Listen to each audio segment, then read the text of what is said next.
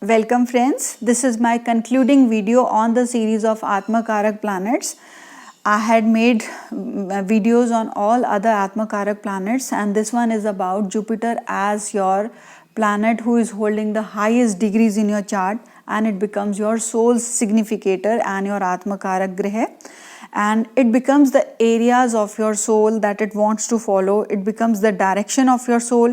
It becomes the learning of your soul. It becomes the lessons that you will go through. And it is also defining your personality. It is also defining your talent. It will also tell you your outlook in life. And you will be good at the things related to the planet who is your Atmakarak in your chart. So now let's come to what are the qualities that you are going to possess with this planet as your soul's significator.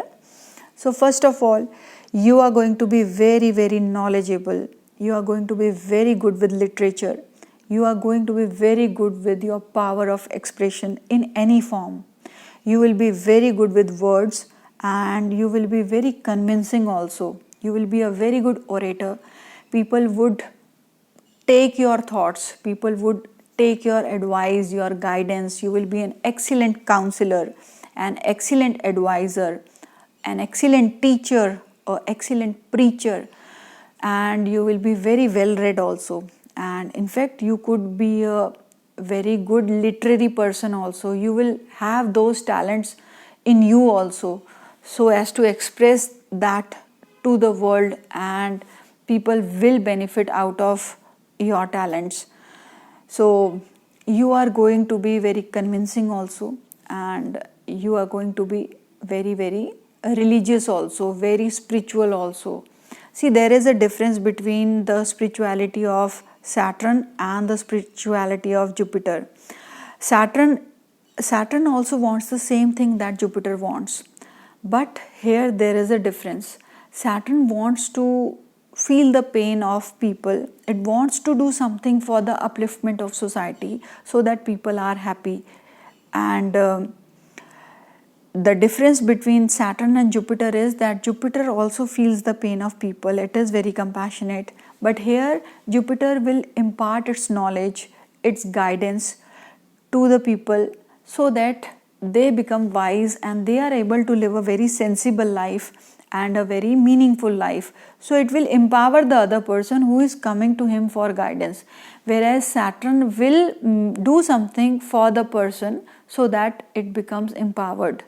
So here there is a difference between their outlook. Saturn becomes very saintly, and it can follow a very difficult path like Hatha Yoga so as to reach moksha. Whereas Jupiter will follow a path of goodness, a path of faith, a path of trust so as to reach moksha, a path of true knowledge. So both of them are very different in their outlooks, but their destination is same. So friends, if you happen to have Jupiter as your Atmakarak, you may have an elder sibling with whom you can have some issues, or you could be the eldest sibling in your family, and a lot depends upon the dignity of Jupiter. If your Jupiter is strong, if it is getting good aspects of other beneficial planets, in that case you may have a good rapport with your elder sibling, and you may have some duties towards them. But if your Jupiter is under affliction, it is not well posited, in that case you may have problems with your elder sibling also. And for you, the path is of being good to others and taking care of your elder siblings, your children who are also denoted by planet Jupiter, your family, your gurus. So they are all signified by planet Jupiter. You have to take care of them so as to reach the path of enlightenment.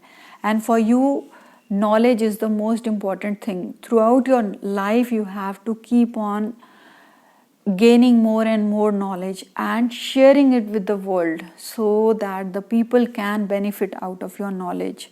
So this is your mantra for life, and always be on the righteous path so that your soul is able to reach enlightenment. So I happen to pick up 3 examples which I would share with you so that you can correlate the effect of Atmakaraka Jupiter in these charts and understand how it works. So the first example that I have is of Lord Gautam Buddha. Gautam Buddha, we all know, was born to a king, and he was like told either that he is going to become a very good, very big king, or he could be a very big saint. So when he grew up, he renounced the kingdom and he went to jungles, and there he did lots of penance, and he realized that he had got enlightenment, and his Atmakarak was Jupiter. And then he started imparting his knowledge to the world, and he taught for about 45 years, and people really gained through his knowledge, and he taught them ahimsa, non-violence, and the true path towards enlightenment. And in his chart, okay, one more thing is that he was the founder of Buddhism also. So Buddhism is one of the most followed religions in the world. And now in his chart, Jupiter is in the sign of Pisces in his 9th house with planet Venus. Now this is an excellent combination because Jupiter, first of all, is the Atmakarak. Now it's sitting in its own sign, and that also in the 9th house with planet Venus, who happens to be his 11th lord and his 4th lord. So see, from the 11th house comes the masses, from the fourth house also comes close bonding and people who are following you. So he taught the wisdom of life to people, and in the 9th house comes the religion, the dharma. So this combination gave him lots of things related to dharma, and he taught people all about peace and the rightful way of living. So this is a very good combination that he had. Now the other example that I have is of Rabindranath Tagore. He was one of the most respected literary person from India in the 20th century, and he got Nobel Prize for Literature also. He was a great novelist, he was a great poet, and he was a great artist, actor, story writer, and he was multi-talented. Do you know why? Because he had Lagna of Cancer. Sorry, he had the Lagna of Jupiter, and Jupiter was in the 5th house in the sign of Cancer, and it was exalted, and the 5th Lord Moon was in the Lagna. So there was an exchange of the Lagna and the 5th Lord, and we all know from the 5th house comes creativity. So that is why he was multi-talented, and Jupiter gave him the talent to bring it out to the world, to express that talent out through the means of literature. And that is why his extreme creativity was brought out to the world, and he made name in that field. So he was extremely creative and extremely talented. So this was a very good combination of his Atmakarak Jupiter. And the other example that I have is of King Ashoka, who we all know was an Indian king from the Mauryan dynasty, and he ruled lots of Central Asia, and he was a big time empire, and he wanted to rule as much land as he could, and for that he fought many wars also because he wanted to become very strong. And after the warfare of Kalinga, in which there was huge destruction and lots of people had died in that, more than 10,000 people had died. And the next day, after winning that war, when King Ashoka went to the war field, he was filled up with remorse. He wanted to feel he was actually very guilty of seeing so many people dead, and he that day, due to extreme guilt, he decided that he is never going to pick up weapons again, and he would live a life of peace and non-violence from then on. So then he adopted Buddhism, and he started living the path of non-violence, and he started like spreading Buddhism throughout his kingdom and to people, and this is how he completely changed.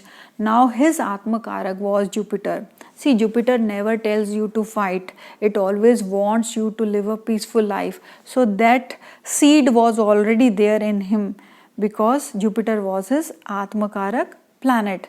Now, what caused the maleficence? What caused the warlike tendencies in him? So let's understand that. So Jupiter was in his 4th house with exalted Sun and his 5th lord Venus.